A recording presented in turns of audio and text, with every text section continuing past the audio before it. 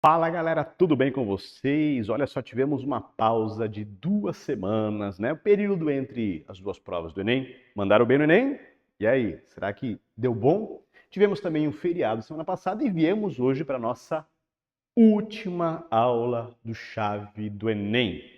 Acabou o ano e também acabou o nosso programa. Nós nos despedimos esse ano com esse programa também para vocês, depois de 6 temporadas, sendo 4 temporadas aqui no canal Educação Adventista Brasil, direto para você. Mas todo esse material fica aqui no YouTube da Educação Adventista Brasil, para que você possa voltar e outras pessoas também possam voltar e rever conteúdos, exercícios, enfim, um material rico, feito especialmente e com muito amor para você. E hoje nós terminamos então com chave de ouro o nosso programa. Vamos para a noite de humanas. Lembrando, semana que vem ainda tem a resolução das listas de hoje, tá? Mas a aula hoje nós vamos ter as últimas, as aulas de História e Geografia. Na verdade, vou começar com Geografia, que é comigo mesmo, né? Já fico aqui, dou aula para vocês, depois vem Yuri e fecha com vocês as aulas. E após as aulas, a correção daquela lista que fechou há 2 semanas de Ciências da Natureza. Beleza? Então, fechou? Pega o material, pega a pipoca, chama todo mundo, compartilha esse vídeo e vem comigo acompanhar o nosso último capítulo do Chave do Enem, que está no ar. Rodou a vinheta.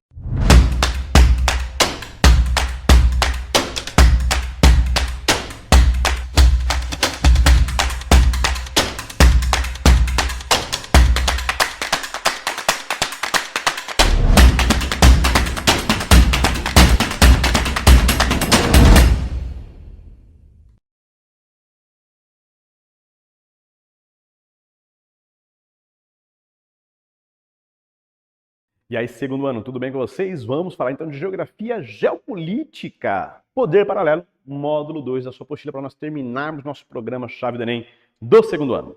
Bom, então o que é o poder paralelo? É o poder que tenta se impor ao poder do Estado. Então existe o poder oficial do Estado, as leis, as instituições.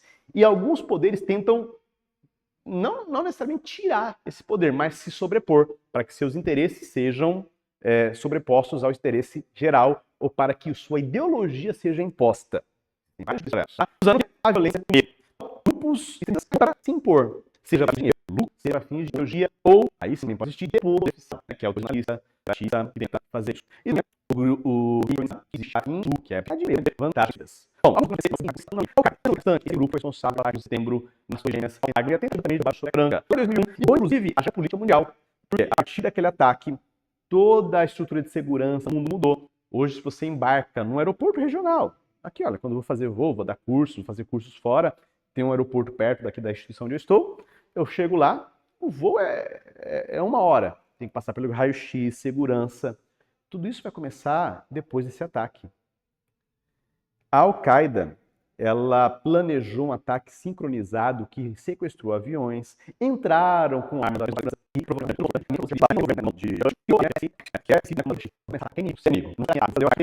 que é, se eu classifiquei muito terrorista em qualquer país, eu posso coisa. O governo americano, tá aí, eu não mando em nada. Mas o governo americano ele pode invadir qualquer país, atacar, matar e se acabou. Tá? Então, a Al-Qaeda estava ali, chefiada por Osama Bin Laden, que conseguiu se esconder por 10 anos, né? Foi caçado, né, e depois executado ali em 2011 no Paquistão por forças americanas. ISIS, chamado Estado Islâmico. O Estado Islâmico é um resultado secundário desse ataque. Por quê? Em 2001 nós temos o ataque à Torre Gêmeas, a Al-Qaeda estava espalhada pelo mundo, mas tinha 2 bases. Tinha uma base no Afeganistão, guerra do Afeganistão, porque financiava esse grupo, e também abriu espaço seguinte. Agora a Lei Bush diz o seguinte: tem algum outro inimigo que eu possa atacar antes que ele me ataque? Sim, Iraque. O Iraque, né, Estados Unidos e Iraque já eram inimigos há muito tempo. Os Estados Unidos considera que o Iraque é inimigo, ataca em 2003, o governo iraquiano cai, o exército iraquiano é dissolvido, alguns rebeldes desse governo, né, que foi deposto, militares, formam um novo terrorista. Então, eles lutaram contra e se formaram um novo grupo terrorista. Só que agora é o seguinte, esse grupo já eles querem dominar a história. Eles querem fundar um califado árabe. Então, invadindo todo o Oriente Médio ali.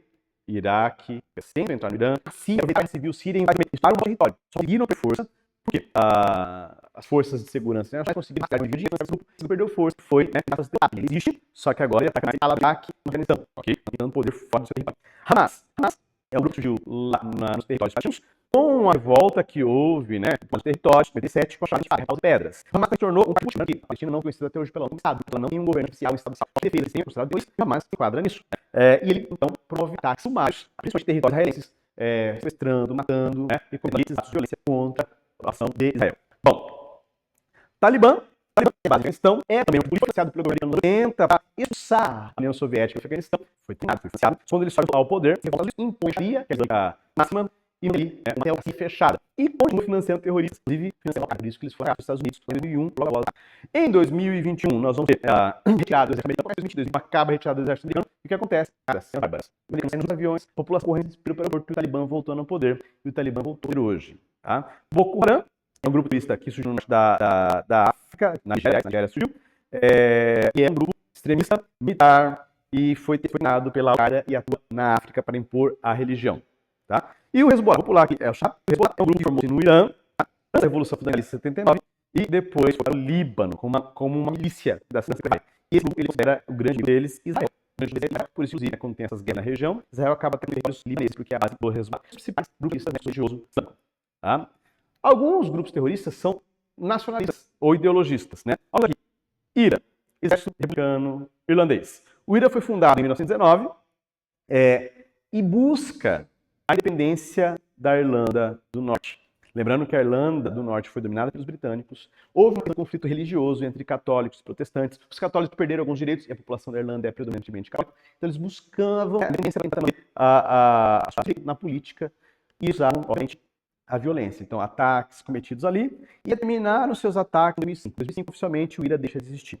Tá? ETA, né, que é o Pátria Basca Liberdade. No norte da Espanha, nós temos o povo basco. Esse povo basco existe ali antes da Espanha existir, com uma cultura própria, com uma tradição própria. Acontece durante a ditadura militar fascista que aconteceu na Espanha.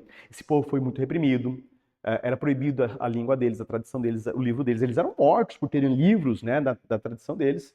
E isso provocou, né, aumentou ainda mais o ódio, né, ou a necessidade, ou a sede por independência. Esse grupo, então, eles vão cometer atos terroristas e vão extintos ali em 2007, entregando os armamentos, e hoje existe como força política. Tá? As Farc, aqui na Colômbia, esse é um grupo narcotraficante que apoiou naquele momento a esquerda na Colômbia. A ideia deles era tirar o poder que estava em vigor, colocar um regime comunista por interesse. Por quê? Porque esse regime protegia os narcotraficantes, deixando ali, então, o interesse financeiro e ideológico, né, como sua principal força motriz. E em 2017, também foi desmobilizada a Farc, e ela oficialmente não existe mais. Tá? Isso aqui é uma parte dos grupos aqui nacionalistas ali, né, do começo do século XIX até o começo do século XX, até o começo do século XXI.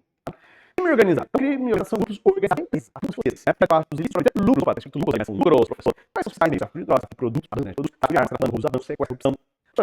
Já teve lei, é um crime organizado para vender aqui, for civil, né, para ser talvez você não sabe isso, né? Então, posso ver, não é uma ideia, é lucro. E essas legislações são bem claras. Como elas agem, seus negócios, como os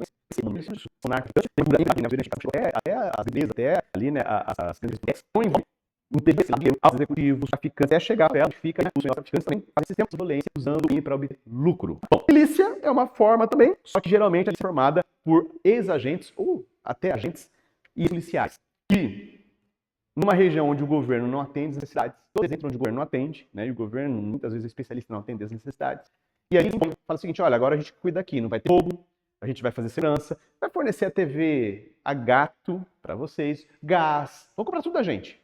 Só que não é uma opção, é imposto. Se você não faz isso, você sofre violência, você é expulso e por aí vai. Né? Então, é uma forma coercitiva deles imporem por eles dentro do território para obtenção de lucro, obtenção de recursos. Tá? E a máfia, pessoal, é uma forma organizadíssima disso. Aí existem aquelas máfias conhecidas no mundo, né? Por exemplo, a Yakuza no Japão. É a mais antiga que tem. Ela é do século XVII. Olha, século XVII. Começou, então, traficando, né, produtos de fora, produtos de origem de qualidade dudosas, né? Depois se transformaram, né, em quadrilhas, porque não é uma acusação, são várias quadrilhas especializadas em drogas, prostituição, tá? E ainda atuam dentro do Japão e também fora do Japão, inclusive nos Estados Unidos.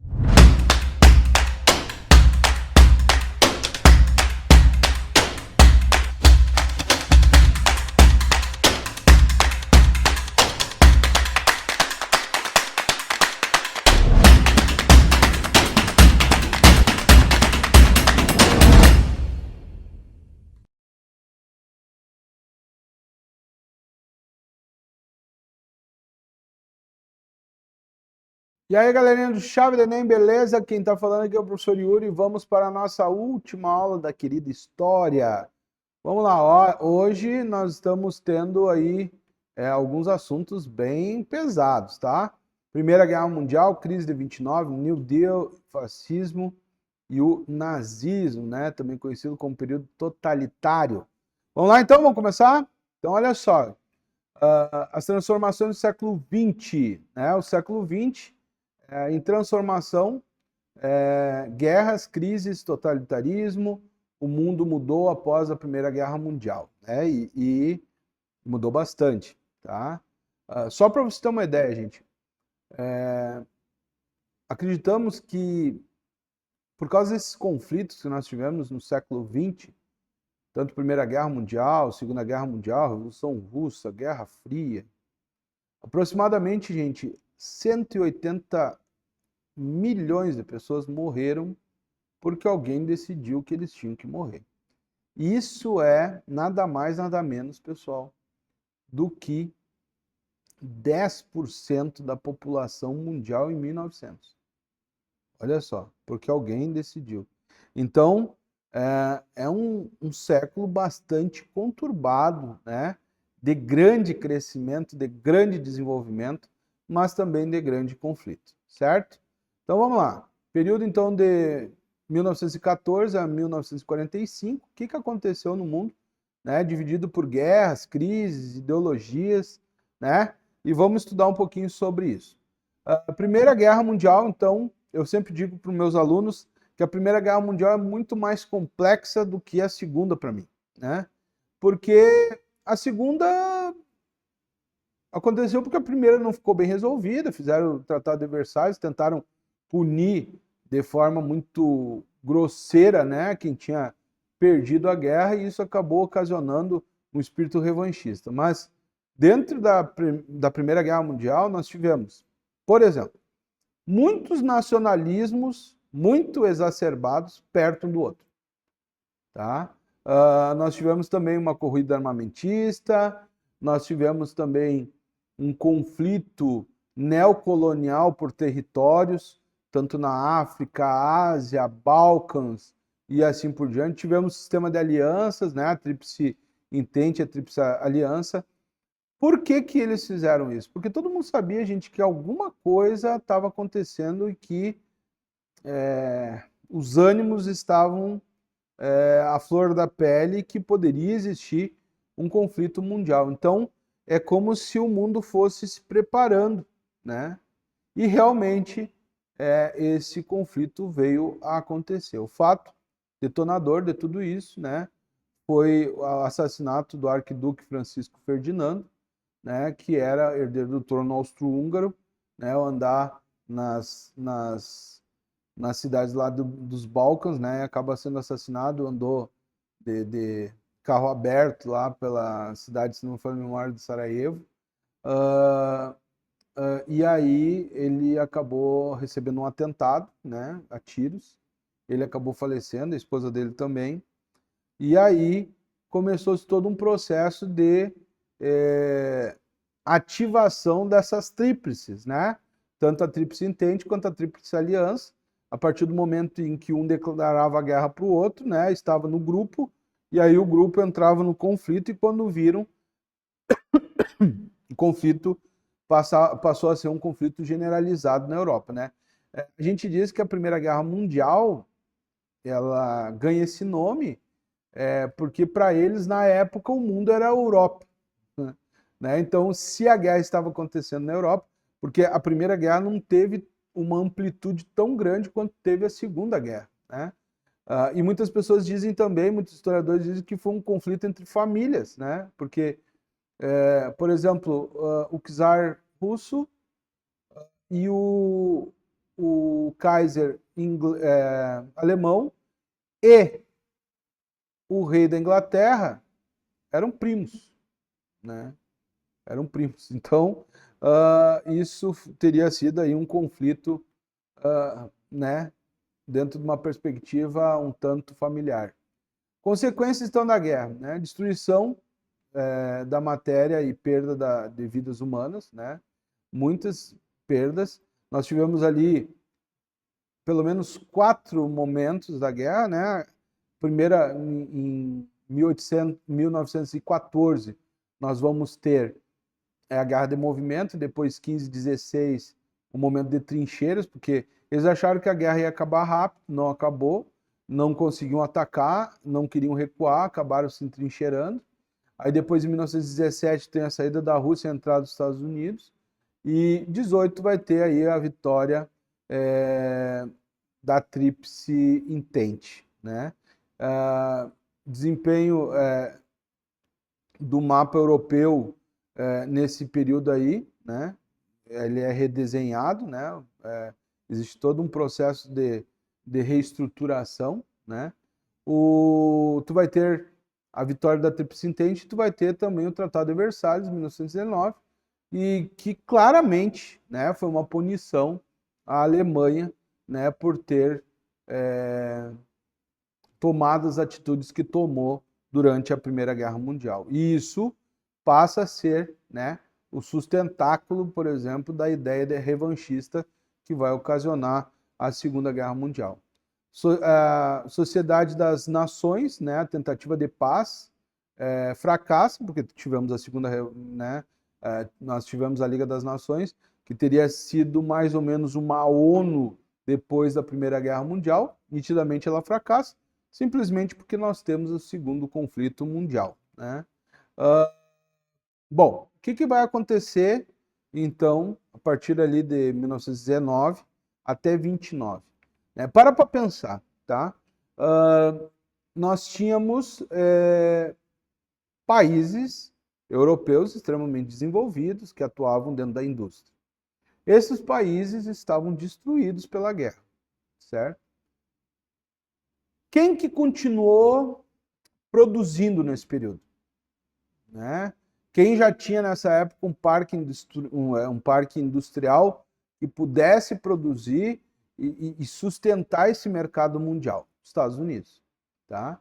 Então, os Estados Unidos, praticamente ali de 19 até próximo a 29, ele começou a aumentar a sua produtividade industrial, certo? Só que, por volta de 1929, tu continua produzindo muito, né, para dar conta do seu mercado, do mercado europeu, do mercado de quem comprava da Europa, certo? Só que aos poucos, esses países começam a se reconstruir, né? Naquela época, a obsolescência programada não era tão curta assim, né? Os produtos tendiam a durar mais, né? Então tu teve uma queda do consumo, né? Que é lógico, né? E aí, o que aconteceu? Superprodução, queda do consumo, né? Produtos estocados começam a fazer com que as ações, né, que estavam sendo negociadas, porque o pessoal abre o capital, então tu tem aí muitas empresas que colocam, né, as suas ações para serem negociadas nas bolsas de valores, principalmente a Bolsa de Nova York, né? Então tem todo um processo de desvalorização e aí uma venda, né, uma corrida louca para poder se desfazer dessas ações, e aí tu tem então a famosa quebra da Bolsa de Nova York, falência de bancos, desemprego em massa, né? Pessoas sem emprego, passando necessidade. E o que vai acontecer? Todo mundo que tinha negócio com os Estados Unidos ou que tinham, né, ações sendo negociadas na Bolsa de Nova York acabaram, né, sendo prejudicados, e nós tivemos uma das primeiras grandes crises mundiais do capitalismo. O Brasil aqui penou bastante por causa do café que era negociado, né, uma commodity que era negociado lá na Bolsa de Nova York. E também os Estados Unidos eram um dos grandes compradores do nosso café, né? Bebida essa que é considerada uma bebida da segunda revolução industrial, né? Então, os efeitos disso foram desastrosos para o mundo, né? Tu tem vários filmes interessantes aí que falam sobre isso, a Luta pela Esperança, tu tem o Seabiscuit, tu tem alguns filmes ali que vão falar sobre essa relação aí da crise com outros assuntos, né? Mas principalmente esses dois filmes eu gosto muito. A Luta pela Esperança e Seabiscuit, né? São dois filmes que vão falar especificamente sobre esse período aí. Aí, o que vai acontecer? Né? De 29 até 1933, né? Uma crise tremenda nos Estados Unidos. E aí, então, a partir de 33 até 1939, nós temos o plano de recuperação econômica do presidente Franklin Delano Roosevelt, né? Que era o quê? Né? Tu criar emprego sem que esse emprego criasse produtos, porque produtos eles tinham bastante para vender, estavam estocados, né? E as pessoas precisavam, né? A nação precisava injetar dinheiro para que as pessoas pudessem fazer a economia voltar a rodar, né? Então tu vai ter uma intervenção estatal, né? O governo vai começar a fazer grandes obras públicas, né? Para que as pessoas pudessem trabalhar e ele pudesse pagar por esse trabalho e injetar dinheiro, né? Vai ser também utilizada assistência social, né? Que num país liberal não é muito comum isso acontecer. Regulação financeira, né? O Estado começou a não ter mais essa liberdade total, né? Da questão da oferta e procura, o Estado passou a ser um pouquinho mais interventor. E os resultados, né? A retomada gradual da economia e a valorização do Estado. Claro que a economia norte-americana ela conseguiu ter um processo de recuperação também um pouco maior no final de 1939, a partir do início da Segunda Guerra Mundial, porque você sabe, né, que a indústria bélica norte-americana é uma indústria bastante volumosa, né? Então, neste período, o que estava acontecendo na Europa? Né? Tu estava tendo uma ascensão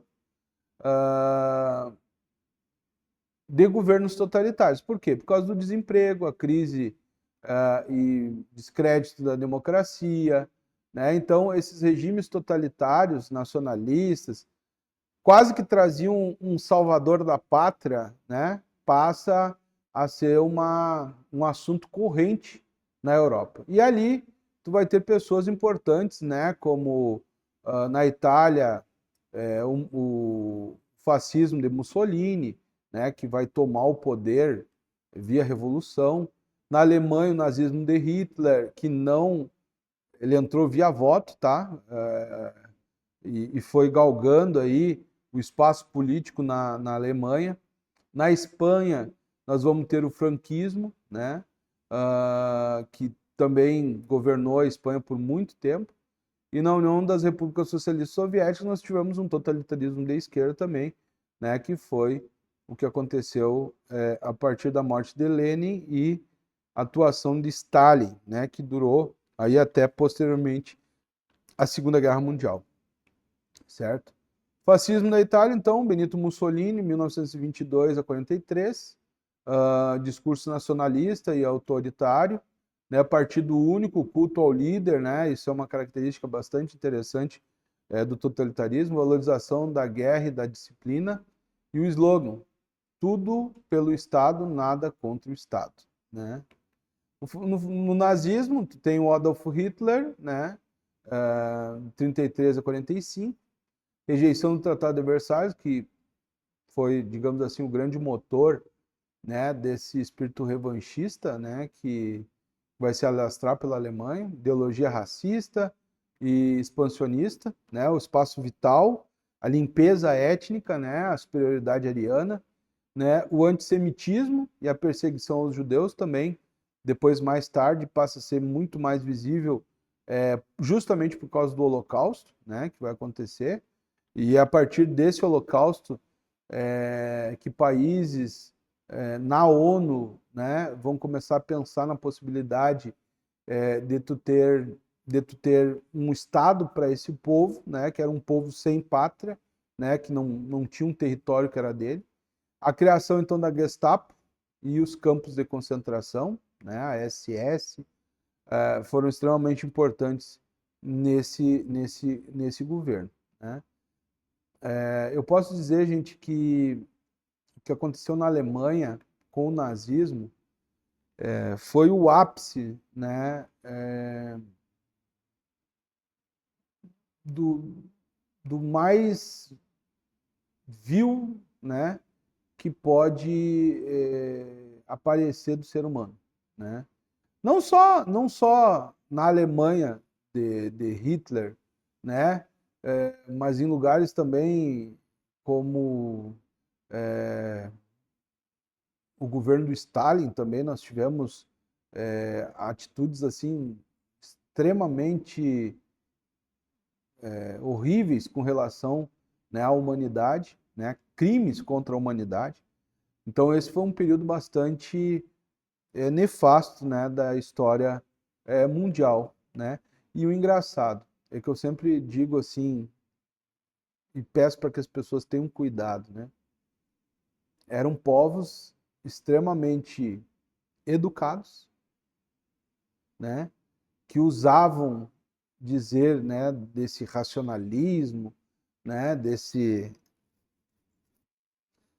ufanismo pelo um ser humano educado, né?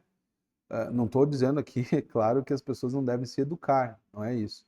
Mas a ciência, a tecnologia sem consciência, para mim, pode se tornar a ruína da alma das pessoas também. Então a gente tem que ter um equilíbrio, né? É, essa, essa questão de tu ter poder, de tu ter uma economia forte, sem tu ter uma moral e uma ética que siga princípios fundamentados, defendendo a dignidade humana, é muito perigoso, tá? É muito perigoso. Uh, Propaganda, então, do controle social, uso dos meios de comunicação para fazer valer essa propaganda que muitas vezes era racista, era antissemitista, né? Era tudo o que poderia trazer de ruim de um grupo, né? Era trazido a partir dos meios de comunicação para que esses meios de comunicação pudessem gerar uma situação aonde essa comunicação de massa pudesse levar essa massa a fazer o que os dirigentes das nações queriam, né? Então, isso foi muito utilizado. Formação de um pensamento único, né? O culto ao líder, né? Censura e perseguição às oposições. Então, isso foi muito utilizado nessa época, né? Uma propaganda bastante ufanista, né? Mostrando a grandiosidade do Reich, né? A grandiosidade da Itália, a grandiosidade da França, né? Do próprio comunismo, né? Então tu tinha tanto de um lado quanto do outro propagandas para enaltecer essa unidade, né, ideológica. Então a gente tem que ter muito cuidado quando acontecem essas coisas. Consequências: militarização e repressão política, genocídio, né, o Holocausto foi um caso desse. E assim, gente, temos o Holocausto e foi terrível, mas junto com o assim, não digo junto com o Holocausto, mas também, né, nós tivemos também perseguição a outros grupos, tá? Que muitas vezes não são lembrados, por exemplo, ciganos, né? Tivemos os testemunhas de Jeová também, que foram perseguidos porque não quiseram ir para a guerra. Deficientes físicos, né? Negros, gays, pessoas com problemas físicos, né? Então, todo mundo que saía daquele padrão que era idealizado, né, por aquele grupo, né? Então essas pessoas elas acabaram infelizmente sendo eliminadas, tá? Então nós vamos ter também uma reorganização do mundo após 1945, né?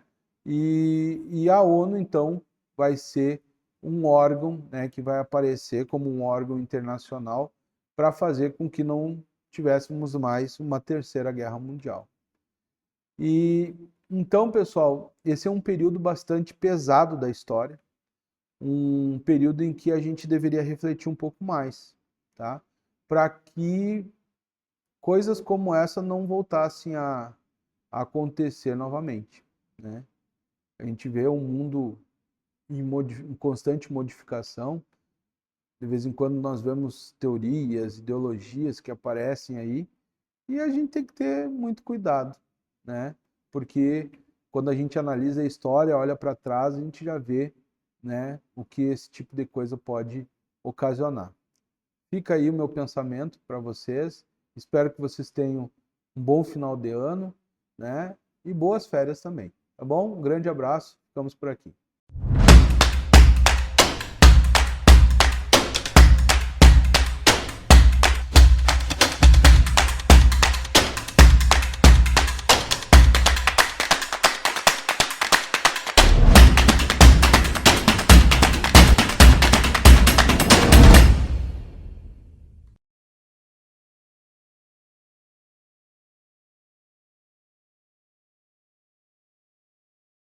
Muito bem, tivemos então nossas duas últimas aulas do programa. Gostaram?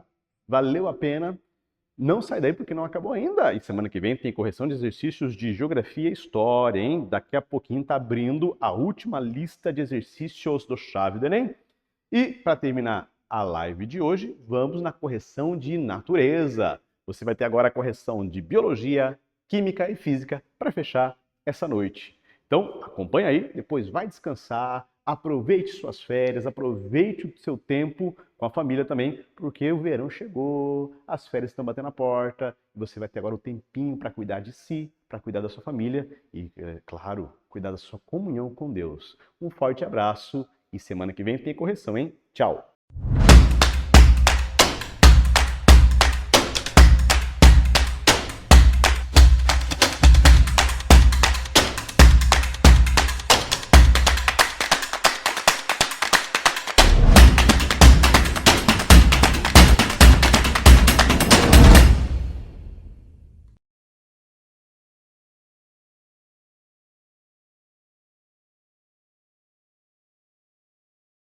Olá, pessoal, tudo bem com vocês? Espero que vocês estejam aí segurando firme. Estamos no final do ano, última correção da chave do Enem de biologia. Foi bom estar com você aqui ao longo desse ano, mas tudo que começa precisa terminar e chegamos aqui ao nosso final, não é mesmo?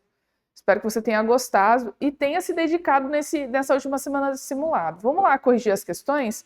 Lembrando que as questões desta semana, né, foram sobre o sistema respiratório, certo? Então, essa primeira questão fala que as lhamas, né, elas vivem nos Andes, da América do Sul, têm hemoglobina geneticamente diferenciada de outros mamíferos. Por quê? Porque os Andes, né, a gente tem que lembrar das cordilheiras, são 2, 3, às vezes 4 mil metros de altitude, então o ar é rarefeito nessas regiões. Essa diferença trata-se de uma adaptação à sua sobrevivência nessas altitudes elevadas. A adaptação desses animais em relação ao seu ambiente confere maior, vamos lá ver a resposta, afinidade pelo oxigênio, maximizando a captação desse gás. A principal adaptação, tanto desses animais quanto das pessoas que vivem nessas regiões, é que elas têm uma maior quantidade de hemácias do que nós que vivemos ao nível do mar. Isso para potencializar, né, para otimizar o transporte e a captação de oxigênio, certo? Próxima questão, a gente tem aqui uma questão falando que o metabolismo animal requer que as células sejam supridas com oxigênio e o gás carbônico seja eliminado em um processo de troca gasosa, que é o que nós chamamos de hematose, não é mesmo? Agora ele pede para você assinalar a alternativa correta. Veja que nessa questão o tema é a respiração nos invertebrados e nos vertebrados. E pede para você assinalar a alternativa correta. A alternativa correta é a letra B. A respiração traqueal presente em alguns animais adaptados à vida terrestre não possui relação com circulação, uma vez que os sistemas levam diretamente o oxigênio às células do corpo. É verdade. Isso tem a ver com o sistema circulatório aberto desses animais, né? O sistema circulatório ele não tem conexão com o respiratório. Então tem os espiráculos ali na lateral, os buraquinhos, e o ar ele entra, vai pelas traqueias, e as células conseguem esse oxigênio diretamente desses espaços, certo? Próxima questão, uma classe importante dos chamados poluentes emergentes, os microplásticos, foi encontrado em pulmões humanos. Uma equipe de pesquisadores da USP e do IPT identificou 33 partículas e 4 fibras de polímeros em 13 de 20 amostras de tecido pulmonar investigadas. Lembrando que esses polímeros são aqueles que formam plástico. As partículas mediam menos de 5,5 micrômetros e as fibras entre 8,2 e 16,8 micrômetros. A maior parte dos polímeros identificados era de polipropileno e de polietileno, os tipos de plástico mais fabricados no mundo usados em embalagem de alimentos e em vários outros objetos, como as garrafas PET, por exemplo, né? Vamos ali ver o enunciado. Após serem inalados, poluentes como os microplásticos percorrem estruturas do sistema respiratório. Qual que é a ordem que esse microplástico vai percorrer?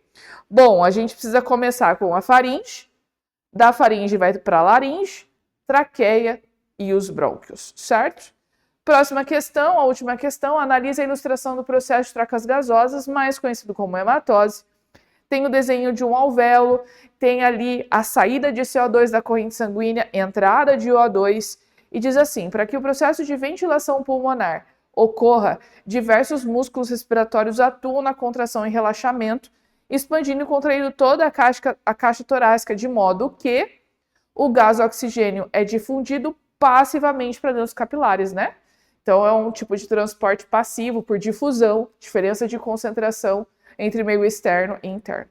Pessoal, eu espero que vocês tenham feito, se dedicado, estudado, tenham aprendido, afinal de contas esse é o objetivo final, e a gente se vê na próxima. Até!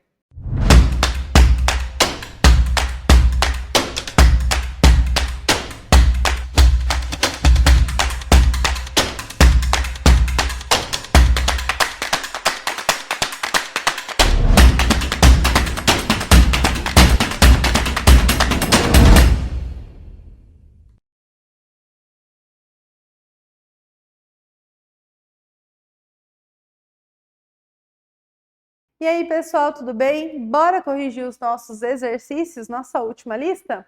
Então, os exercícios, né, de eletroquímica e tudo mais, também retirados de edições anteriores do Enem. O Enem gosta bastante de reações de oxidação, de pilha e tudo mais. Você tem uma tabela, você tem toda uma introdução ali, e você tem uma tabela de semi-reações de redução e o potencial de cada uma delas.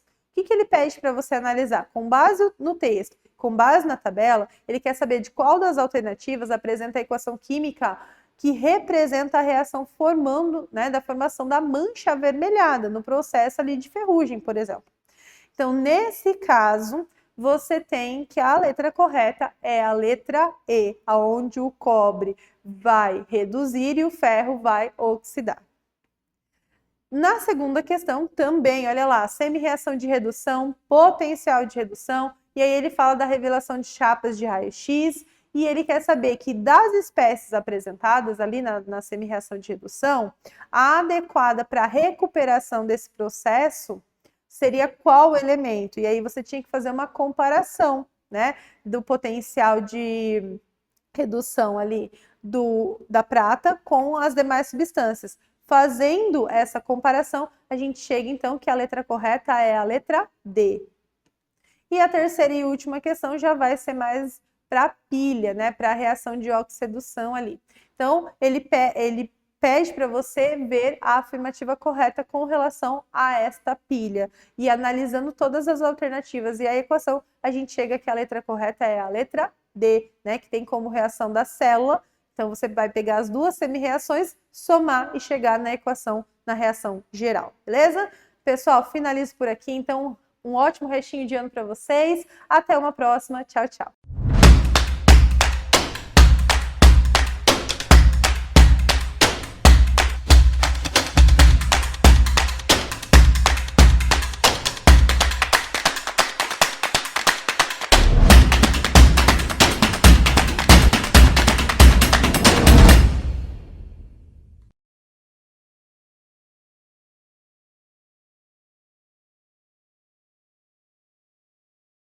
Olá, meu querido aluno! Você já fez seus exercícios de efeito Doppler e agora juntos nós vamos corrigi-los. Vamos lá? Primeira questão é uma questão do Enem, diz assim: uma ambulância em alta velocidade com uma sirene ligada desloca-se em direção ao radar operado por uma pessoa. O radar emite ondas de rádio com uma frequência, então olha lá, que são refletidas pela dianteira da ambulância. Então, ele emite a frequência, o radar emite as ondas de rádio com uma certa frequência e ele é refletida pela dianteira da ambulância, retornando ao detector com uma frequência FR. A percepção do operador do radar em relação ao som emitido pela sirene é de que este se altera à medida que a ambulância, olha ali, ó, isso aqui é importantíssimo, se aproxima, tá? Ou se afasta. Durante a aproximação, como o operador percebe o som da sirene e qual é a relação entre as frequências FR, que é a frequência do detector, e a frequência medidas pelo radar. Gente, se está se aproximando, o som vai ficar mais agudo ou ele vai ficar mais grave? Mais agudo. Por quê? Porque a frequência ela aumenta. Então, a frequência do detector ela vai ser maior que a frequência ouvida. Então, como está havendo uma aproximação relativa, o som fica mais agudo. Então, a resposta correta fica a letra D. Acertaram? Ótimo! Próxima questão aqui também é uma questão do Enem, nem gosta de efeito Doppler. O morcego emite pulsos de curta duração de ondas ultrassônicas, os quais voltam na forma de ecos após atingir objetos no ambiente, trazendo informações a respeito das suas dimensões, suas localizações e seus possíveis movimentos. Isso se dá à razão da sensibilidade do morcego ao detectar o tempo gasto para os ecos voltarem. Então, o que é o eco? É quando o som ele bate sobre um objeto e volta, tá bom? Esse é o eco. Bem como das pequenas variações nas frequências e nas intensidades dos pulsos ultrassônicos. Essas características lhe permitem caçar pequenas presas, mesmo quando estão em movimento em relação a si. Considere uma situação unidimensional em que uma mariposa, ela se afasta, olha lá, a mariposa se afasta em movimento retilíneo uniforme em um morcego em repouso. Então, o morcego está emitindo, tá? O ultrassom, ele emite o ultrassom e a mariposa está se afastando.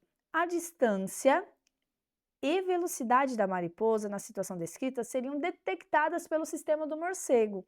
Por quais alterações das características dos pulsos ultrassônicos? Ou seja, quanto mais se afasta, a intensidade ela aumenta ou diminui? Ela diminui. O que é intensidade? É o volume. Então, quanto mais longe a mariposa estiver, menor vai ser a intensidade. Então, a intensidade diminui. O tempo de retorno da onda, ela vai aumentar. Por quê? Porque se ele está se afastando, a onda ela vai, bate na mariposa e volta. Então, o tempo, ele aumenta, tá? O de retorno. Só que como está se afastando, a frequência faz o quê? Diminui. Então, a alternativa correta é a intensidade diminuída, o tempo de retorno aumenta e a frequência diminui. Resposta correta, letra A. Fechou? Acertaram? Ótimo! E essa questão aqui é de uma ambulância. Essa ambulância está em movimento retilíneo uniforme e aproxima-se de um observador. Olha onde está o observador e a ambulância é o ponto A. A sirene emite um som de frequências FA. O desenho ilustra as frentes das ondas do som emitido por uma ambulância. O observador possui um detector que consegue registrar no esboço de um gráfico a frequência de onda detectada em função do tempo, antes e depois da passagem da ambulância entre eles. Então, a passagem. Então, o que está acontecendo com a ambulância? Ela está se aproximando, depois ela está se afastando. Quando se aproxima, o som fica mais agudo, a frequência aumenta. E quando ele se afasta, a frequência diminui. Então, vamos ver qual dos gráficos aqui está relacionando aumento de frequência e depois diminuição de frequência. Então, a primeira é impossível, a segunda é impossível. Olha lá, a frequência da fonte Ela está dizendo que se aproxima, ela está menor, também impossível. Essa é a alternativa correta, porque a frequência aumenta quando se aproxima, depois ela fica igual à frequência original na mesma posição e depois ela diminui quando afasta. Então, resposta correta, letra C. Muito bem. Acertaram? Ótimo! Aguardo vocês nas próximas aulas.